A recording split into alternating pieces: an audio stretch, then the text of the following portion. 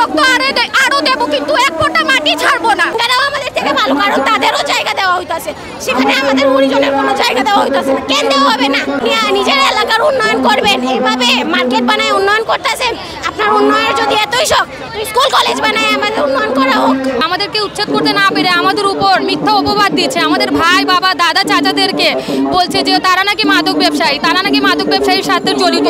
Dhaka city corporation আমাদের উপরে অত্যাচার করতেছে। 400 বছর থেকে বসবাস করছি, কিভাবে আমাদের ঢাকা সিটি কর্পোরেশন আমাদেরকে অবৈধ বলে দাবি করতেছে? মেয়র সাহেব, আপনারা আমরা ভগবান মানি, আপনি কেন এরকম কাজ করছেন?